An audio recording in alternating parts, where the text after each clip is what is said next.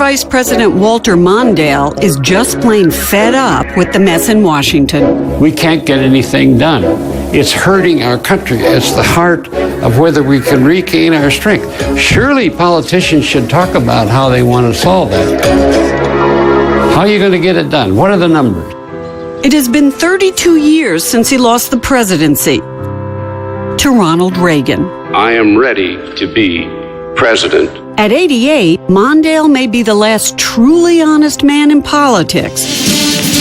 He refused to lie or even fudge a little. Mr. Reagan will raise taxes, and so will I.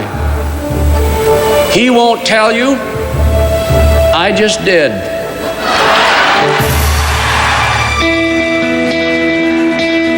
He was calling for morning in America, and I was calling for a root canal. Problem was, Reagan's optimism played better than Mondale's root canal. It's morning again in America. The Hollywood idea that everything's fine. Why would we ever want to return to where we were? In 1976, Mondale went to the White House as Jimmy Carter's vice president. Admired as one of the most substantive vice presidents in history, he knew how the White House worked. So he hoped he could wow the voters in his crucial first debate against Reagan. When I left the dressing room where I was, walked 50 feet to the platform, that's the longest walk I ever took in my life. And he came out swinging. We've got to deal with this problem. Reagan stumbled badly. The system is still where it was with regard to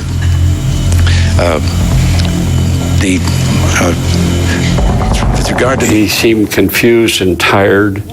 He was grabbing onto that lectern, and I was very worried about him. Even then, there were whispers about Alzheimer's, but Mondale refused to hit Reagan on his memory. I never did it. I wouldn't do it.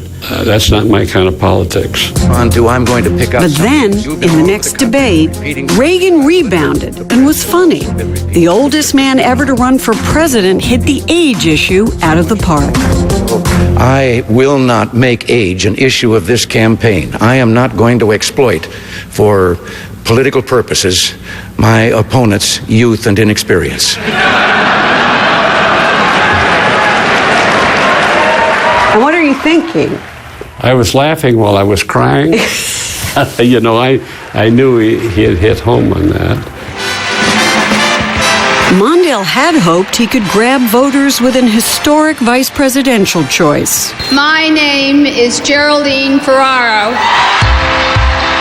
The late Congresswoman from Queens was the first woman ever on a major presidential ticket.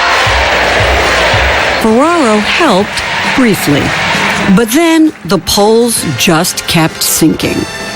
It hurts. You're tired. You're emotionally exhausted. Your poor family's been put through the ringer. Could you see it in the crowds? Crowds were very friendly. They cheered and so on, but if you look in their eyes, they know it's not going well.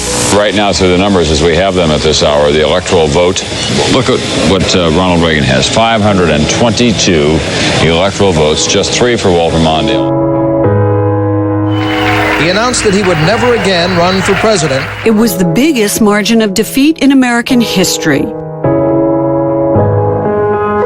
Like most runners-up, he is still haunted by what might have been. I remember I asked George McGovern, George, how long does it take to get over this? He said, when I get over it, I'll call you.